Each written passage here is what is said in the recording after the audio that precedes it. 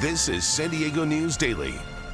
I'm Dana Williams. Let's get right into your top local stories. First up, the fashion, the horses, the food. It's just some of the reasons tens of thousands of people are heading to Del Mar today. It is opening day at the racetrack for the 2026 season. Each year, the event draws tens of thousands of people to the racetrack with energetic crowds, eye-catching hats, and of course, the horses. The season will have 32 races over 8 weeks. And today's 11 race card will feature the traditional opening day Oceanside handicap, a $150,000 test for 3-year-olds on the course. Well, we've got a lot of horses here, and the track is setting up perfectly, so hopefully we're in for a good meet. It's a party. It really is. You know, it's caught on. I mean, a lot of beautiful people and beautiful hats, and you know, it's just. I think probably 80% of them have never, been to a racetrack before, but it's a great experience, I think.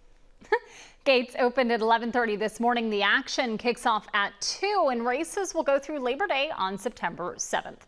And as we head into two of the biggest weekends in San Diego all year with the races, San Diego Pride, Comic-Con, and Over the Line expected to attract 500,000 people, police are stepping it up. And this, of course, increases the potential for theft or other crimes. So SDPD is encouraging everyone, please be aware of your surroundings. Keep valuables in your front pockets. They say also be extra mindful of pedestrians when you're driving. Use rideshares or public transit if you're under the influence, and don't ever accept drinks from strangers. Police say this entire safety plan for this year was shaped by prior experience.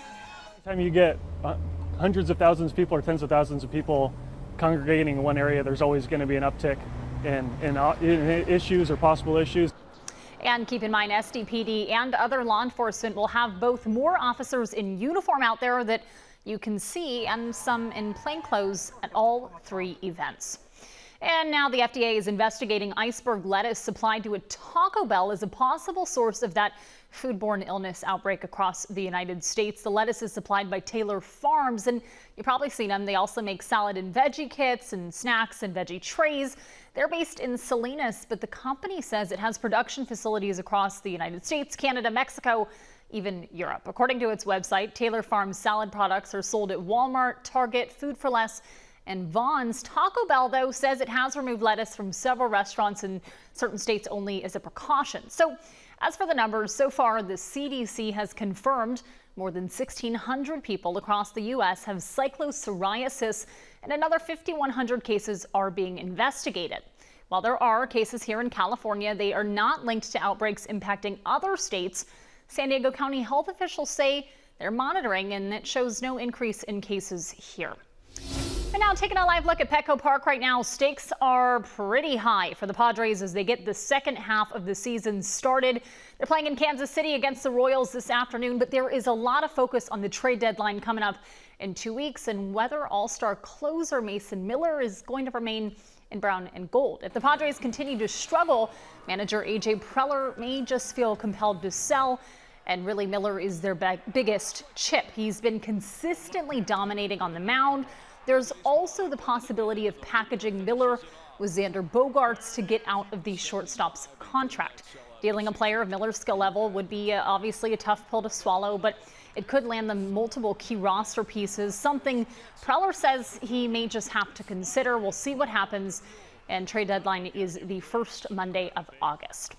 Our chief meteorologist Sheena Parveen joins us now with a look at the forecast. Hi there. As we head through the afternoon today, it's still feeling humid, but not feeling as hot. We'll be in the mid 70s to upper 70s for the coast. If you're at the beaches, wave heights 2 to 4 feet. Moderate risk of rip currents. Water temperatures up into the mid 70s now. Inland valleys will mostly be in the mid to upper 80s. Mountains will be in the mid 80s with a storm chance this afternoon, and the deserts near 105. Into the weekend, upper 70s at the coast, upper 80s inland, feeling humid still. Mid to upper 80s for the mountains, deserts 105 to 110. But enjoy this little bit of a break from the heat. Your 10-day forecast coming up. Sheena, thanks so much. Also coming up, if you do plan on going out in the gas lamp this weekend or maybe in the future, there are some new rideshare rules you should probably be aware of, where you can no longer be picked up by an Uber or Lyft. And the search for the missing Oceanside mother continues this afternoon. What we know about the days-long search so far. We are rolling. Your left, I'm sorry. Let's do this. Where do you get your information from? Well, definitely start with the local news. The reason why I love listening to local news like NBC, they give the facts. California families could feel They have a genuine interest, first as people and second as a news team. Because this is their community too. Sometimes the news isn't always fun. Bringing it to us every day in good and bad times is something that we rely on. Nice to have you with us. This is San Diego News Daily. I'm Dana Williams. Welcome back. Here are some of the top stories we'll be covering throughout the weekend and, of course, on NBC7.com. First up, the family of Angelica Brophy, the Oceanside mother and ER nurse who disappeared 12 days ago now, continues their search for her on Palomar Mountain. More than 50 law enforcement personnel were there yesterday, along with her family, friends, and coworkers. Police, sheriff's search and rescue teams, and park rangers have used canines, horses, dive teams, and drones. And fire crews are starting to get a handle on the Thorn Fire, which has burned 1,200 acres in rural East County. Right now, some evacuation orders are still in place. The fire started Wednesday afternoon near the community of Boulevard. CAL FIRE says the fire is now 65% surrounded. And starting today, the city of San Diego is rolling out new rideshare pickup locations in the Gaslamp. The idea is to reduce congestion on Friday and Saturday nights. This here is the map. So starting today, Uber and Lyft will not be allowed to pick up passengers along 5th Avenue between Market and E Streets between 10 p.m. and 3 a.m. Instead, there's going to be designated pickup spots outside of that area. Drop-offs will still be allowed inside of that zone. And today is day one of Stand Down by Veterans Village of San Diego, their annual resource event for unhoused or at-risk veterans. NBC7's Nicole Gomez has more on this from Liberty Station.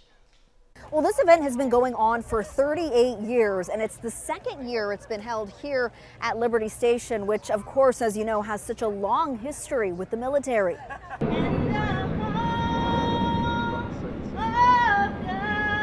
Year after year, Stand Down is quite the undertaking for Veterans Village. More than 500 community partners and volunteers help more than 600 unhoused and at-risk veterans. Some of the services provided include housing assistance and placement, medical and mental health services, employment and workforce resources. And new this year, the Cool Air Rebate Program, which gives vets 95% off eligible car AC repairs. Not to mention food, clothing, showers, massages, and acupuncture, as well as haircuts. We spoke to one of the Veterans Village cooks who was getting a trim. It's always nice to give back to the veterans because, they gave back to us. They fought for our freedom, and only thing I can do is give back to them, give them food and support for what they need. It's now replicated throughout the country, which is really great, and I think it's known for being a safe place for veterans to come. Everybody that's here wants the best for them, wants them to know that they're supported, and we want to see them get on their feet. Well, Stand Down is today and tomorrow from 8 to 5 p.m. Reporting from Liberty Station, Nicole Gomez, NBC7. Our chief meteorologist, Sheena Parveen, will have a look at your weather right after this. On January 22nd, I got a phone call from my daughter. Rolling. All right. She said, "Mom, the water's already waist high," and we were all scrambling. There's been 2 wildfires that have come through. We were able to watch NBC7, and we knew that as long as they were there, we were going to be okay. We're going to be here. We're going to keep an eye on things. Because of you guys, they acted. This is the source of all of this neighborhood's problems. Everything can be so unpredictable, and we rely on this coverage. And that's a tornado warning.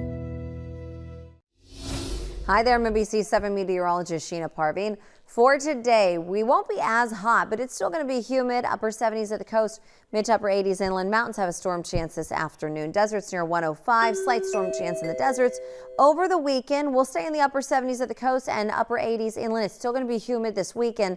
This is the little bit of a break from the heat that we're going to be getting into early next week, but then we heat up by the middle to end of next week again, back in the 80s at the coast, back in the 90s inland. Mountains and deserts staying humid over the weekend and then hot and humid next week. And as always, there's more coverage you can count on at NBC7.com. Thanks so much for watching. I'm Dana Williams.